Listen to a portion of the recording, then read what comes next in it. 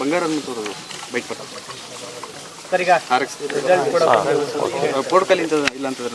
ಈ ಚುನಾವಣೆಯಲ್ಲಿ ಹಣಬಲ ಕೆಲಸ ಮಾಡಿದೆ. ಸ್ವತಃ ಸಂತೋಷ್ ಲಾಡ್ ಮತ್ತು ತುಕಾರಾಮ್ ಅವರು ಚುನಾವಣೆಯಲ್ಲಿ ನಿಂತಿಲ್ಲ. ಸ್ವತಃ ಮುಖ್ಯಮಂತ್ರಿಗಳೇ ಬಂದು ಇಲ್ಲಿ ಚುನಾವಣೆ ಮಾಡಿದರು. ಹಾಗಾಗಿ ನಾನು ಇವತ್ತು ಸೋತರು ಕೂಡ ಜನ ಕೊಟ್ಟಿರೋ ತೀರ್ಪನ್ನು ಸ್ವೀಕಾರ ಮಾಡ್ತೀನಿ. ಮತ್ತು ಧರ್ಮ ಅಧರ್ಮದ ನಡುವೆ ಇದೆ ಒಂದು ಯುದ್ಧ ನಡೀತದಲ್ಲ, ಈಗ ಅಧರ್ಮ ಗೆದ್ದಿದೆ ಈ ಚುನಾವಣೆಯಲ್ಲಿ. ಹಣಬಲದ ಮುಖಾಂತರ ಅವರು ಚುನಾವಣೆ ಗೆದ್ದಿದ್ದಾರೆ. ಇವತ್ತು ಈ ಸೋಲಿನ ಹೊಣೆಯನ್ನು ನಾನೇ ಒತ್ತಿಕೊಳ್ತೇನೆ. ಇದು ಯಾರ ಮೇಲೆ ಆಗ್ತದೆ, ಈ ಸೋಲಿನ ನಾನೇ ಒತ್ತಿಕೊಳ್ತೇನೆ.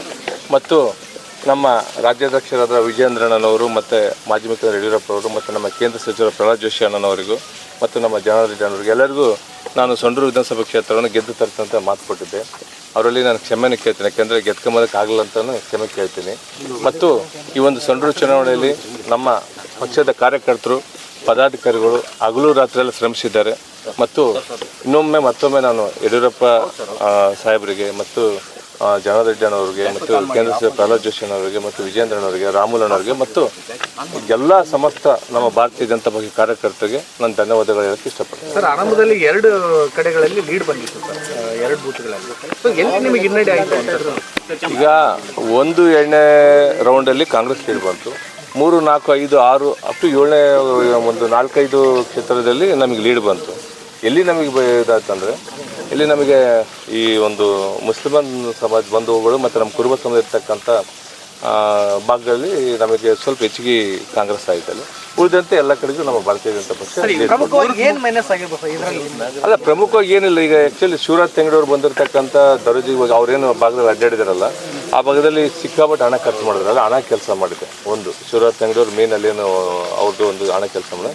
ಮತ್ತು ಸಿದ್ದರಾಮಯ್ಯ 3 ದಿನದ ಕಾಲ ಬಂದು ಅಲ್ಲೇನು ಉಳ್ಕೊಂಡು ಕೆಲವು ಏನು ಒಳಗಡೆ ಸಮುದಾಯದ ಜೊತೆಗೇನು ತುಕಾರಾಮ್ ಸಂತೋಷ್ ಲಾಡ್ ಏನು ಹಣದ ಒಂದು ಕಮಿಟ್ಮೆಂಟ್ ಮಾಡಿ ಕೊಟ್ಟರಲ್ಲ, ಅದು ವರ್ಕೌಟ್ ಆಗಿದೆ. ಅದು ಬಿಟ್ಟರೆ ಆ್ಯಕ್ಚುಲಿ ನೇರವಾಗಿದ್ದು ಅವ್ರು ಹಣ ಅಂಥದ್ದೇ ಚುನಾವಣೆ ಮಾಡಿದ್ರೆ ಭಾರತೀಯ ಜನತಾ ಪಕ್ಷ ಇವತ್ತು ಗೆದ್ದಂಗೆ ಅಂತ. ಕಳೆದ ಜನರಲ್ ಎಲೆಕ್ಷನ್ ಅಲ್ಲಿ 30,000 ಲೀಡಿಂದ ಕಾಂಗ್ರೆಸ್ ಗೆದ್ದಿತ್ತು. ಈಗ ಆ ಒಂದು ಅಷ್ಟೊಂದು ಅಂತರ ಸಾಧ್ಯ ಇಲ್ಲ ಅನಿಸ್ತಾ ಇದೆ. ಇವಾಗ ಮೇಲ್ನೋಟಕ್ಕೆ ನಾವು ಚುನಾವಣೆಯಲ್ಲಿ ಅಂಕಿಅಂಶಗಳ ಪ್ರಕಾರ ಸೋತರು ಕೂಡ ನಾವು ಗೆದ್ದಂಗೆ. ಈ ಒಂದು ರಿಸಲ್ಟ್ 2028ಕ್ಕೆ ಇಲ್ಲಿ ನಾನು ನಿಮಗೆ ಇಲ್ಲಿ ಪ್ರತಿಜ್ಞೆ ಮಾಡ್ತೇನೆ. 28ಕ್ಕೆ ತುಕಾರಾಮ್ ಅವ್ರನ್ನ ಮತ್ತು ಅವ್ರನ್ನ ಸಂತೋಷ್ ಲಾಡ್ ಅವ್ರನ್ನ ಸೋಲಿಸೋದ್ರ ಮುಖಾಂತರ ಅಲ್ಲಿ ಭಾರತೀಯ ಜನತಾ ಪಕ್ಷ ಬಾವುಟ ಹಿಡಿತೀವಿ ಅಂತ ಹೇಳಕ್ಕೆ ಇಷ್ಟಪಡ್ತೀನಿ. ಅಲ್ಲ, ಅವ್ರು ಏನು ಮಾಡಿದ್ರು, ಚುನಾವಣೆ 13ನೇ ತಾರೀಕು ಇತ್ತು ಅಂತಂದರೆ 1-2 ದಿನ ಮುಂಚೆ ಎಲ್ಲ ಮಹಿಳೆಯರಿಗೆ ಗ್ಯಾರಂಟಿ ಅಮೌಂಟ್ ಕೂಡ 200 ರೂಪಾಯಿ ಅಮೌಂಟ್ ಕೂಡ ಹಾಕಿದ್ರು. ಅದರ ಜೊತೆಗೆ ಏನು ಅವರು ಮತಕ್ಕೆ ಖರೀದಿ ಮಾಡಿದ್ರು, 200 ರೂಪಾಯಿಗೆ ಮತಗಳು ಖರೀದಿ ಮಾಡಿದ್ರಲ್ಲ, ಅದು ಎಫೆಕ್ಟ್ ಆಗಿದೆ. ಯಾಕಂದರೆ ಒಂದು ನಿಮಿಷ, ಈಗ ನಾವು ಹಂಚಿರೋದು ನಿಮ್ಗೆ ಗೊತ್ತಿಲ್ಲ. ನೀವು ಸುಮ್ಮನೆ ಯಾಕೆ ಇದು ನೀವು ಒಂಥರ ಕಾಂಗ್ರೆಸ್ ಪರ ಮಾತಾಡೋದು, ಜನ 100 ಮಾತಾಡ್ತಾರೆ.